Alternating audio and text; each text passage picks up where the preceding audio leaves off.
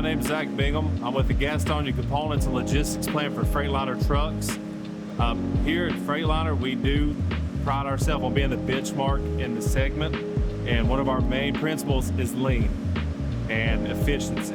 And doing so, we've dealt with Steve Dretta, and we have reached out to him, and he has implemented a plan that has been flawless from the beginning of the planning stages, throughout the implementation, and then after the sale of implementation. He's troubleshooted with us, and this group has been absolutely great to work with, and the product stands for itself. With the transition to the lean storage here at Daimler, we really opened up the area to have a lot better visibility and accessibility to the material.